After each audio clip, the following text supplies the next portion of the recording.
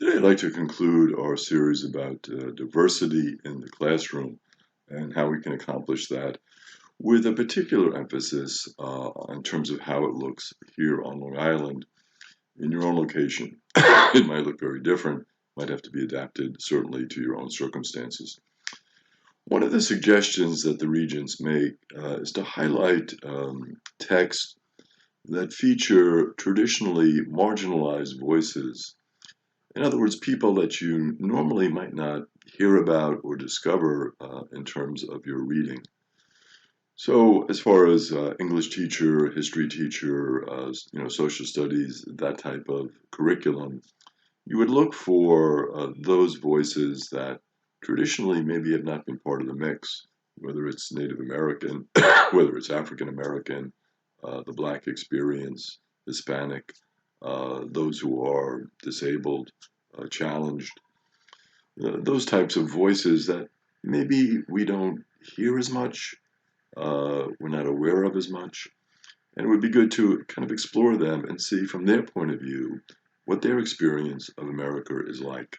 Again, it enlarges our picture and it helps in terms of the sense of diversity of the American experience, or this amazing melting pot America of so many different traditions and nationalities, ethnicities, religions, and always good to kind of be aware of that so that when we meet people with a different background, we have some basis for conversation, more basis for dialogue. Certainly a good idea and something that's very reasonable. Would also be in terms of other areas of the curriculum, such as art, to experience again those different traditions and those different voices, different styles, and see what they have to offer us. Another suggestion that the Regents make is to look for ways to construct and connect an educational experience that would be part of the life experience of the students. So, in some ways, to look at the curriculum and say, well, how can someone who lives in our community relate to this? One of the interesting things could be maybe some of the Native American traditions, certainly here on Long Island, that really impact the local community, or those from other countries that have come and made an impact in the local community, so that you kind of can see that connection. One of the connections we have here in Rocky Point, for example, is Marconi and the Telegraph, the RCIA, and the transatlantic communication. So relating it to your own community, again, it makes it a little bit more impactful in terms of the student and brings out a little bit of the diversity that exists within our own communities that sometimes we as people who live in the community are not even aware of ourselves. Good resource for that is some of the local historical societies in a particular community. And some people have even gone so far as if they don't have one in their community to begin one. Again, with students, it can be a great adventure for them to do that type of research. Another suggestion they make is to connect the curriculum with the daily lives of students, things that they would experience every day in terms of their own experience with, say, food, their own experience with sleeping patterns, their own experience with sports, community activities, things that they would be aware of on a daily basis.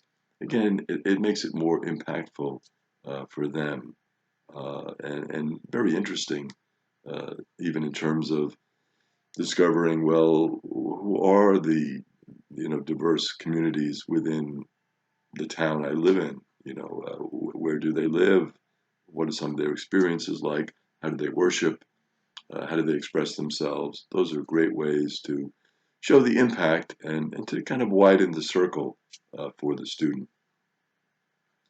One of the things that we see, particularly here on Long Island, is the need for equity. There is a high degree of segregation on Long Island, and many of the different communities on Long Island that are poorer that don't have as many resources. Unfortunately, in terms of their educational experience, they don't have the tax base on which to build, and that can be very difficult in terms of funding. Uh, and we see that in terms of teacher turnover. Certainly, a teacher in a district that cannot afford to pay as much, but then they have some experience and they can look to move to another district and increase their earnings. Many times, of course, we can't blame them for doing that. They have families, they need to do that. But that overall picture, it kind of shows us the lack of equity here on Long Island. So it's a concern that we have to address in some way. And there are state formulas in terms of funding that try to give more funding to certain communities. And I think that's overall a good idea to try to balance it out and to make it kind of fair for all so that each student has that opportunity. And there has been a long pattern of segregation, unfortunately, here on Long Island. A lot of it has to do with the real estate market. A lot of it has to do with covenants that were put in terms of housing development, such as in Levittown, where you couldn't sell your house to a black person. A lot of times these inequities, it takes time certainly to work them out. Good to be aware of them and good to address them. And again, to do it in a way not labeling people, putting guilt on people or anything, but just looking at it and saying, well, what can we do to create a fairer, more equitable picture here, right on Long Island? And the different school districts have tried to address it. There was an equity team in the Smithtown School District. What they found was very interesting. They said students are targeted many times based on their disability, based on their gender expression, their sexual orientation, their race, their ethnicity, and their income level. So these are the areas where students are kind of discriminated against, targeted, labeled, looked down upon. And again, for an equity team, what you're talking about is, well, what can we do to minimize this? How can we expand the sensitivity of a student so that if a person has a different sexual orientation, they would not be picked on, they would not be judged, they would not be bullied. And again, done with sensitivity, certainly, and inclusive of the parents. Certainly, many parents, when they discover that, are upset and certainly want to have a conversation with their own child about it. So this is an area that we have to be aware of, and really what we want to do is we want to make school a comfortable place for all students from all backgrounds in whatever way we can. Not an easy task, certainly, a challenge for us, but something that we can begin to address and to make better for all students, which will make certainly a healthier school, which will build a healthier community. And many districts are trying to address these issues. They're becoming aware of these issues and becoming more responsive on issues of diversity. And certainly the goal here is to work with those parents who have certain concerns and they don't want their child certainly to be indoctrinated. They don't want their child to feel guilty about anything. They want a great experience for their child, which of course all teachers and administrators want. So it's the idea of forming that partnership, working together, being aware of the fact that our communities are diverse, and trying little by little to improve them.